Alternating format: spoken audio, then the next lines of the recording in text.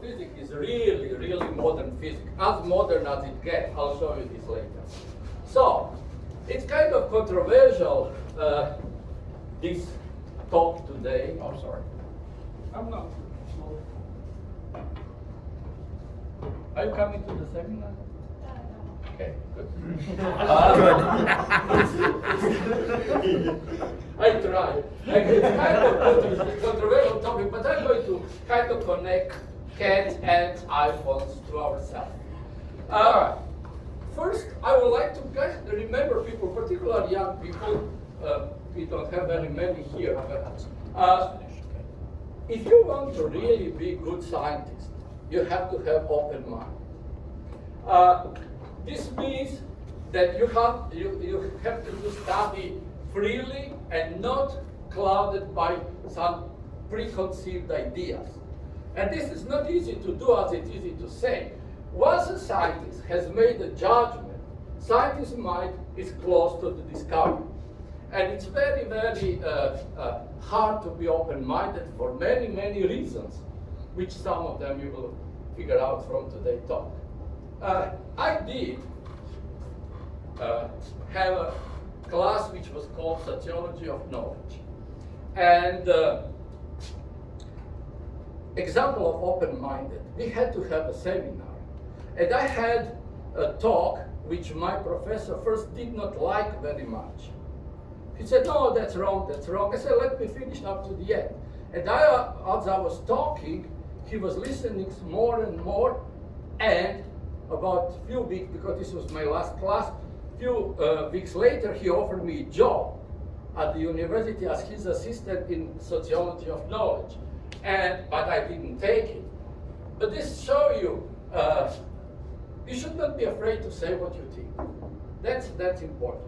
At some point, someone will understand. I have to mention this book. This was one of the books which really affected my way of thinking, and it was one of the books we had on the list of books to read for sociology of knowledge. It's called Ideology in Utopia, and as you can read, Introduction to Sociology of Knowledge.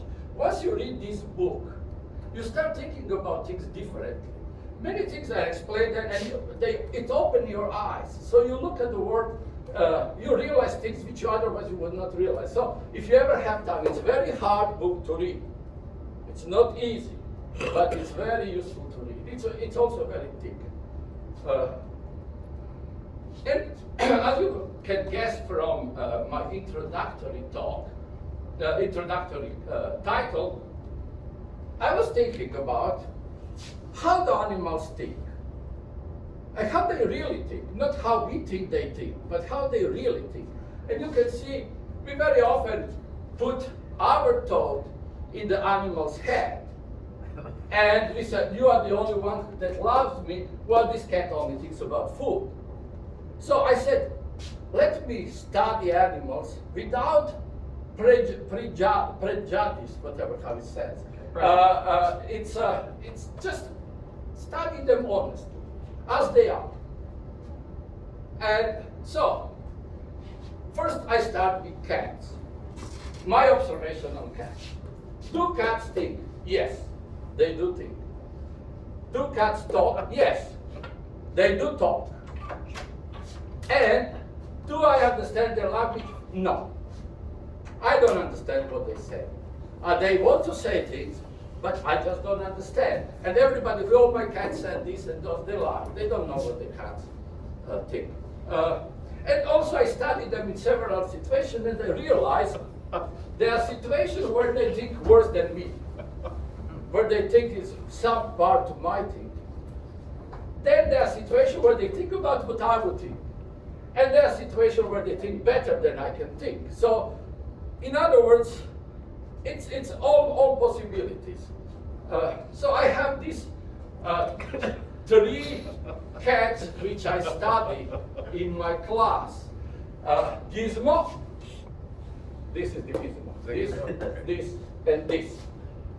And always waiting for action. So it's never do action, but always waiting for action. And Elvis, that's old philosopher. He, first of all, try to talk about everything. I don't understand a single thing what he said.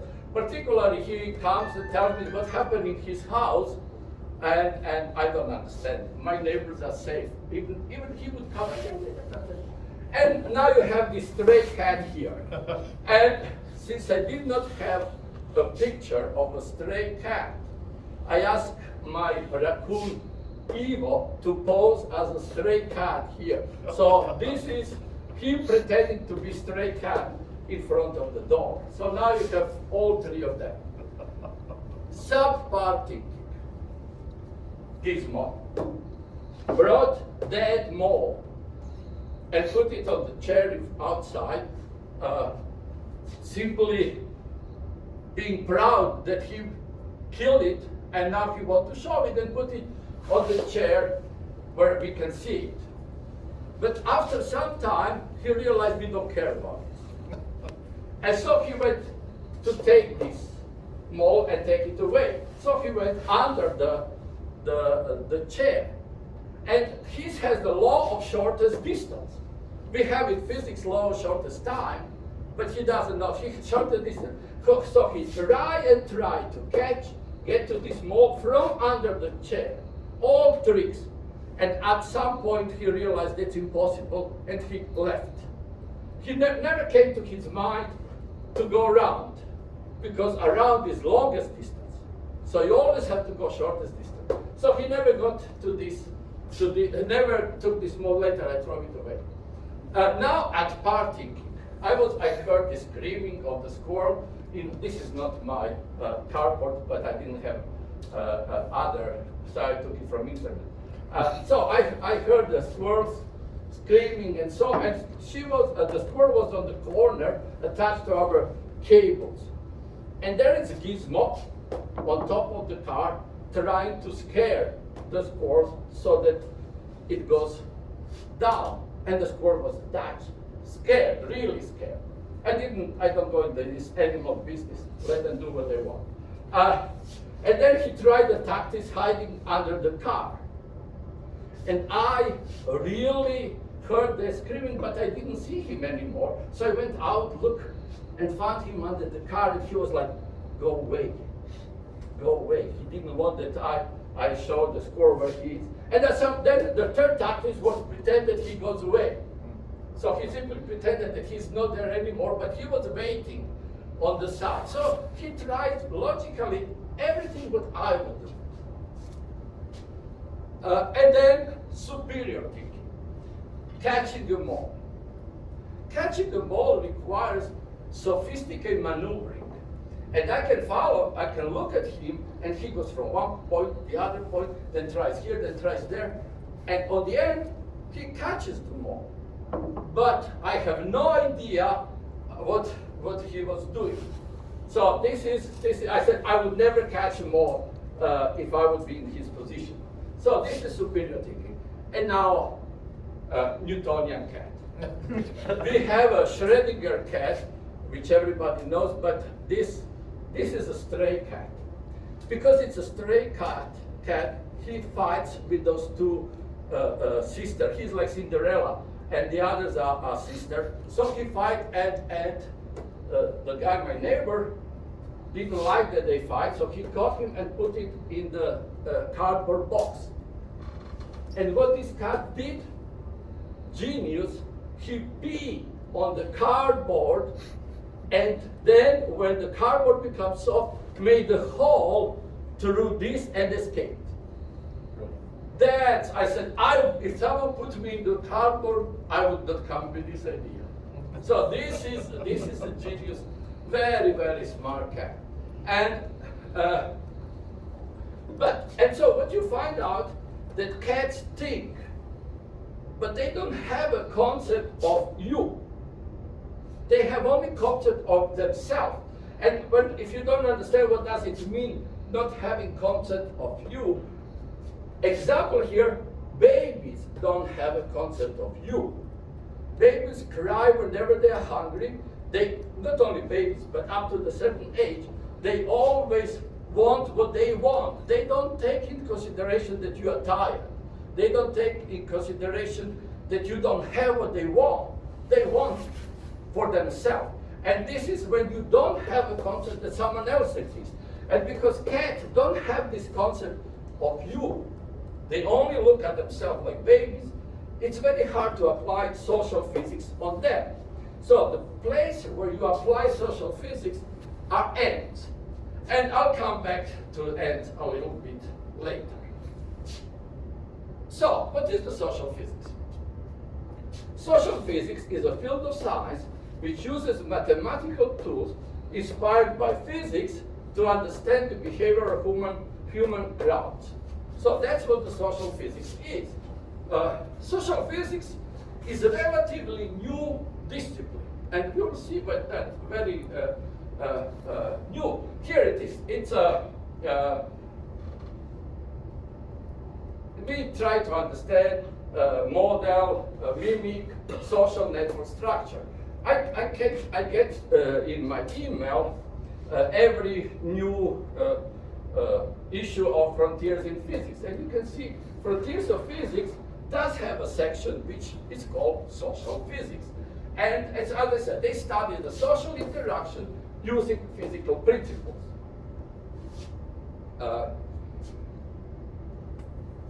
So this is again the same thing. What I wanted to stress is this. The idea of research topic was fueled by discussion what makes behavior social at the 2018 Aspen Center of Physics meeting workshop, and again at 2020 American Physical Society meeting. So in other words, if you see the social physics as a science is really new. It's technically 2 years old science. So I'm talking, if people want to say we want modern physics, this is modern physics. So this is a definition of what social physics is. So let's go back to that. I was at Georgia Tech University, and we had this Southern University Research Association board of member director, whatever meeting, and they show us around Georgia Tech. And at Georgia Tech, they had Institute for Robotics and Intelligent Machines, and they have this robotic education. And this is what they have there. They call these things ants. Those are little robots which independently make decisions.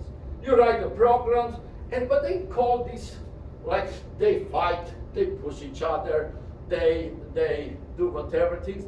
And I was thinking, this is not how the ants think. This is how they think the ants think. So they put a little human brain in these robots which they call ants. Ants don't think like this at all. Absolutely nothing. So, ants do not think. That's one people should understand. While cats have individual intelligence, but almost non-existing social intelligence, ants have social intelligence, but almost non-existing individual intelligence. Ants have not a single ant think at all, zero. So ants are pure social structure. Ants behavior is pure social behavior. So not individual behavior. Ants' intelligence is pure social intelligence. That is, and socially, ants are more advanced than us. As a social structure, they have much better, a better social structure than what we have.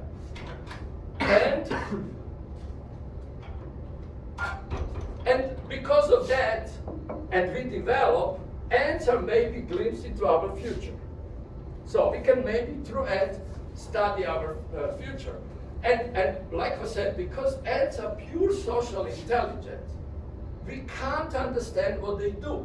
Absolutely. Everybody, they said they follow chemicals and all this. That is total nonsense. We just don't understand. That's it. I'll give you several experiments which I did with ants. One experiment is very simple. You take a stick and you hit the ant's mouth. and ants immediately run out, which is completely normal things to expect. They protect the mom. But this is not a problem. The problem is them going back. They all go back at the same time. They disappear completely at the same time. And you think about who gave them the order to come back, to go back? How they know to go back? We don't know, but this is what's happening. They just go back. So this is already something where you start thinking about how what is lead. Let's be. They don't have leaders. They also. Social intelligence experiment number 2. I have this stand, Christmas tree stand, and it was turned this way, and I left it outside for a long time, so I turned it back, and I realized it was covered with ants. And I said, oops, good things, now I'm going to do experiment. So I filled around, as you can see, this was done later, I didn't take picture of it, I fill it with water. So now ants are there, and very soon, there are a lot of ants, much more than you can see here. It was covered with ants. And very soon, they of course go around randomly, they look how to go out. And very soon they realize there is no way out. We are surrounded by water. And suddenly they know that. How do they know that? You don't know, but they do. And at one point, once they realize there is no way out, and that they are trapped on this island, they just make the flag of their bodies, little black flag, completely, and they wait. And I said, okay, let me do another different experiment. Once they made this flag, I put a leaf on opposite side when they were like here, and they put the leaf on the opposite side. And very soon, they realized there is a leaf there, and we can go under. And they all went under, as much as they could go under. Who realized there is a leaf? Who made the idea that you can go under? I don't know, and nobody knows. Everybody who tells, we don't understand. This is way about our intelligence. So that's experiment number 2. Experiment number 3. It's much more complex experiment. I found a piece of salami which I wanted to give to cats. Cats didn't want to eat it, and ants took over. So this is connection between ants and cats. And once I realized this piece of salami, this is not my piece. I also took it from internet. I realized when it's covered, I took this piece of salami, put it on the same island, and put the water around. Ants eat the salami. They eat salami. But very soon they realize we are on the island. We don't have a way out. So what's happening? First, they always go around trying to find out how to go out, but they can't. And then you very soon realize they don't care about salami anymore.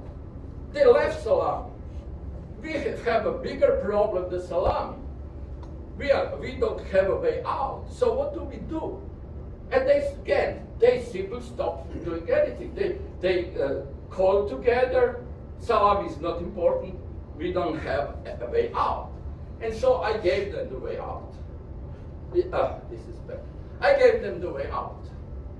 I put a stick and connect the island to the stick. And very soon, they realized, wow, there is a stick there, we can go out.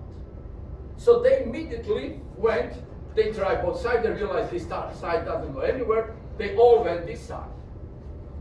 And then, first they were happy, but not for long. The reason why not for long, because they start going around, and they realize we are still trapped. We still don't have anywhere to go. And they again find themselves not moving very fast anymore because there is no solution for this problem. And they said, oh, they followed the chemical trail. So what I did, they were still on the island. What I did, I put the stick on the opposite side. So now, this way which they were using doesn't connect anywhere. This way connects, and then immediately they realize, aha, even this supposedly is filled with chemicals, and the other side is not. Very soon they realize that you have to go on the other side. Still in panic, they don't have anywhere to go. So what I did, on the end, I give them the third stick, which connected this thing to the ground. And then they realized, after going, we can go to the ground. And as soon as they realized that they can connect to the ground, they went back and started eating salami. Because now it makes sense. Everything's fine. We have way out, back to and all this was decided by ants without any leading. How is this possible? I don't know. So this is an example of pure social intelligence. And now, of course, because this has to do with physics, can we quantify such properties? Can we see how does this social intelligence work? We can. Let's go back to physics. If you have a vibrating string, represent the collective motion of system of more or less infinite number of particles, and its properties and behavior are very different from those of its constituent. So this is the when the collective sets in, the system loses knowledge of building blocks and obeys altogether different rules. This is like gas, we know that we can all breathe. Every molecule here is free to go anywhere they want, but on the earth they follow the gas law, which once you have a big number of constituents, the things start behaving differently. Acoustically, a string made of nickel atoms behave the same way as a plastic string composed of complicated organic molecules. They do the same, even if they are completely different. And in the term of physics approach, this is why social physics is technically very simple and it produces very, very simple results. In terms of complexity, one body problem, it's easy. Everybody can do body problem. It's a little bit more complicated, planet motion and so on, but we can do it. 3 bodies, very difficult. More than 3 few bodies, impossible to do. Nobody can solve 4 or 5 body problems. That's in physics impossible. But infinite body of problem is easy again. You just use wave equation for a string. And therefore, it's understanding the behavior of large number of entities is not complicated. It's always followed the same rule. And as I said, regardless of what constitute thing. In social physics, you can see it's not difficult to mislead a single person. If you're intelligent, you have a skill, you can manipulate a single person. That's not a problem. 2 people is complicated because they are still independent, but they can compare their thoughts and kind of increase their resistance to be manipulated. So 2 bodies, it's much more complicated. Misleading 5 people, that's impossible. 5 people still have their individuality, but they will support each other, and they say, we don't care what you say. So it's very, their cooperation is very strong, and it's impossible to do anything with them. Misleading large masses, again, is very easy. Large mass, you can mislead as much as you want, and you can see large group will believe what even its unwise members would reject on their own. So this is the physics, and there are certain properties which I already mentioned. Now, as the group grows beyond a certain size, individual wisdom and constructive cooperation changes, and it gives way to collective thinking, and individuality is lost. And also, in the large group, the collective intelligence is below the average intelligence of the group. This is something, if you, like it says, nobody has experiments of this, but if you now, after thinking this way, if you look about, you can realize there is never, in practice, a violation of this is never observed. So this is the properties of group. Social intelligence. So now you see that you can have a intelligence above the intelligence of individuals, like what I said. Ants behave in a certain way, even individuals absolutely don't think. When the group becomes large, it has no resemblance and no logic of individual behavior. Masses can always be influenced with stories that will never work on individuals. It's very hard to rebel against this consensus. You will find if you think differently than everybody else, there's not much you can do. So you can disagree with collective senselessness, but your resistance is inconsequential, not sexual, consequential. Consequential. So this is the how the social intelligence works. So now after knowing all this, after comparing the social structure to physics, I repeat, ants are pure social structure. Ants do not have individual intelligence, no leaders, no followers. When the collective sets in, the system loses knowledge of its building blocks and obeys a completely different set of rules. Individual attributes of ants are not important because they behave as a social structure, and ants are an example of pure social intelligence.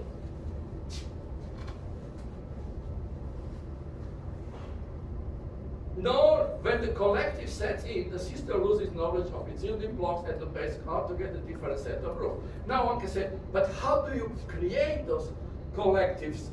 How are those collectives created? So, it starts with the Huygens pendulum. In the old time, you had to know very precisely the time to figure out where your ship is, because you could compare your time with the position of sun. And so, without the clock, you don't know where you are. And people were afraid if they take only one clock on the ship, that this may break. So they took two, just in case that one doesn't work. And very soon they realized that those two clocks would synchronize. You just, if they start randomly swinging, at some point they'll do exactly the same.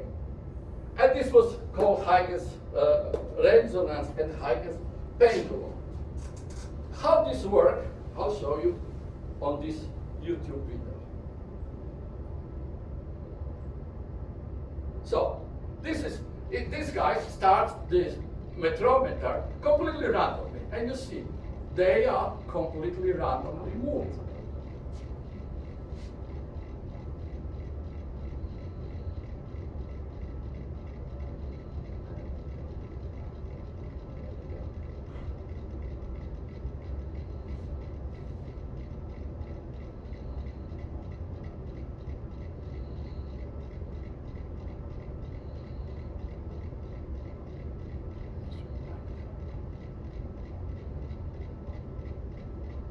And now you see they're completely synchronized. They move absolutely the same way. The reason why they do this, because they are connected to these cables. So you have to have a certain connection between them, otherwise they would. So you realize they are connected by being attached. Those two pendulums were connected being on the same boat. But this is how the physics works. But it's interesting, the same method is applied in biology. So now you will see how the fireflies. Thermodynamics tells us that everything in the universe tends towards disorder. And in complex systems, chaos is the norm. Who's talking? So, Who's talking? yet we can observe Which one is the?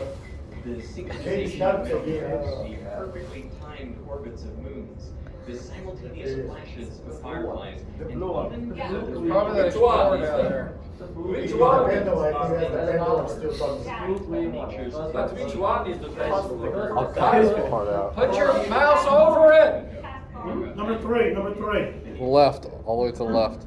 At the bottom of the buzzer. Where? Look at the bottom. Now, bridge Ah, across this. the River Thames in London. All right, yeah. this is proof of that Ants hypothesis. To build the bridge. Okay, so. I'll cut that out. Who's talking? Who's on first?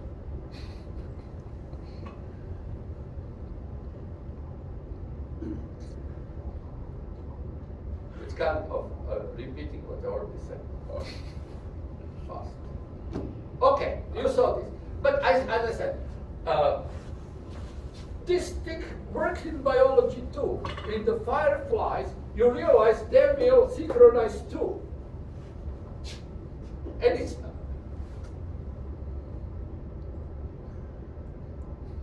If you want to eat healthy and feel your best, you've got to try Kachava.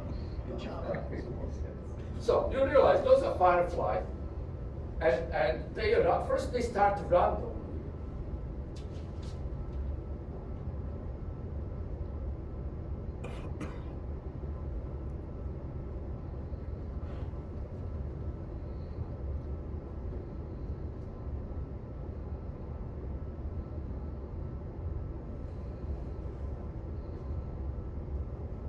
And they flash in groups at the same time. There is much better video than this one. You can find it on the YouTube, but this was a short one. The others are longer, and I said I don't have time for you. But you can see the synchronization of these fireflies is very. So they're blinking synchronized. Everything. In Australia, they have very nice video where the entire tree blinks, and then a new tree, and it's all at the same time. Everybody. How they do this? It's very complex mathematics, which I'll mention a little bit. Another starfish. Starfish has absolutely no brain. And every leg is completely independent, and still starfish moves. Like what I said with ants. Who decides which direction starfish will going to take? Nobody can decide this. Nobody knows. Because it's the social structure. It's zero intelligence structure which behave like intelligent things. So the way how they start, the one tube see what the other does. This is like firefly. They synchronize locally, and once the local synchronization start, they start synchronizing globally. So there is, and then some leg will decide which direction, what direction, we don't know. The first explanation of this system is called Kuramoto model. It's a system of n nonlinear differential equation, and people do have, if you type Kuramoto model in Google, you can find out a lot of simulation people have done. They are in the MATLAB, and so there are programs which does, and people have shown how can they make random LED lights synchronize, simulating this type of equation. This is very hard to solve, but it's not impossible. And you can see how the phase of one in the harmonic oscillator, like a fly, how it depends on the phase of every other. And little by little, depending on this constant here, little by little they're going to synchronize. It simply says if synchronization occurs, it happens abruptly. Synchronization may not occur. It depends on this constant. And also it's possible partial synchronization, like part will synchronize, the other part will not. Everything is possible. And I said, if you do simulation using this equation, you can playing around, you can fit. It's a lot of this in internet. So this is a model which was used to explain neuroscience, large set of coupled oscillators. So you can explain this, and there are, of course, once you study, there are more models, better explanation, more complicated. This is like, for example, the Kuramoto model is used to explain very complex networks. And you can see the connection as shown. If, for example, this is the same equation as before, there is this constant which define, those two constants which define the connection between different oscillators. And the connection can be, as I said, once you have a model, there is no end. You can connect them, some that one affect the other in this way, the two neighbors affect each other, that they affect each other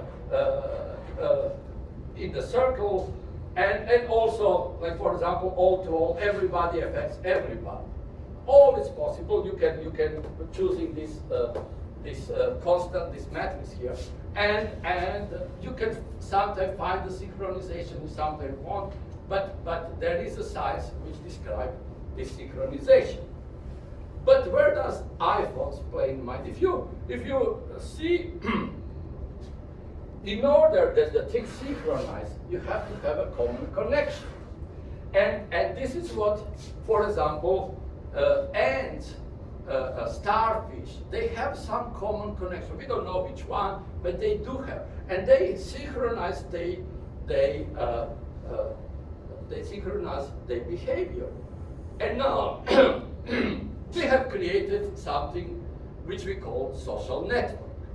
So what we have done that we are now connected at the same way with everybody is connected with everybody in some way. Or local groups are connected more than the other groups. But creating such a connection, we have created super system of social intelligence, which is going to behave by the rule of the network behavior, not by the rule of individual behavior. Individual become unimportant in such a network. And so we are now creating the system, which is, this is our network, which more or less is the same type of connection ants have. So we are creating superstructure of group social intelligence, which is about our single intelligence as a single person. And this social intelligence behave in the way we don't understand. You know, we are sometimes surprised that the entire society goes in certain direction or it goes in the other direction, and we don't know why. Now you know why. And so this is this is why I said ants are much more socially developed than we are. We are just going in this direction. So we can create such a system.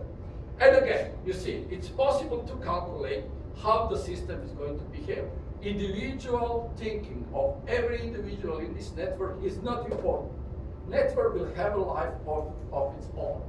And so this is conclusion which is not very encouraging. If you really, as I said, with no prejudice thinks where we are going, group grows beyond a certain, if the group grows beyond a certain size, individual wisdom and constructive cooperation disappears, and we start thinking collective instead of individual.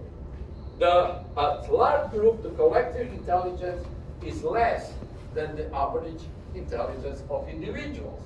And no matter how intelligent individuals are, group has its own rules. Like a string of guitar, doesn't care if you are organic molecules there or you are atom of nickel, it will vibrate the same frequency depending how its tension is. So when the group becomes large, it has no resemblance to the, and no logic of individual behavior. As someone said, and I don't know who did, only individual can be wise. Institution can only be well designed. Social network has no resemblance and no logic of individual behavior. Social network is to humans what vibrating string is to atoms. We are start behaving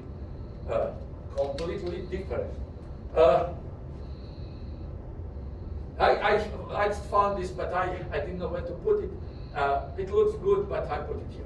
A new scientific truth does not triumph by convincing its opponents and making them see the light, but rather because its opponents eventually die. And a new generation grows that accept the new things. Is this already fine? No. A little bit of optimism. Okay. So you see it's getting, and this is also one of the things I read. I couldn't find my original things. People start realizing this, and they go back to the dumb phones. And this is few things which I found on the Google that increased the interest for this dumb phone increased in the Google search. The Israeli portal of Nokia said there has been 200% increase in sales of dumb phones. This is from February 2022, so it's new. Sales of dumb phones rise by 5% because people ditch smartphones. And finally, from a few months ago, why I have dumped my smartphone from this guy. So in other words, there are people who realize, and the reason is that I think my daughter or someone told me that a friend decided not to use iPhones anymore, ditch it away, go to the dumb phone, because she said I was constantly following the things there. I lost, it's like being addicted to drugs. You're constantly following, you lose the idea. So this is the unless we go in this direction. And you know that physics is always correct and it predicts going in this direction. So we'll be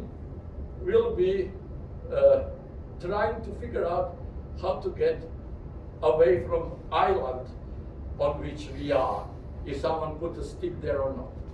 So this is what this social physics is about by my interpretation. So if you are not so depressed, if you are not so depressed, you cannot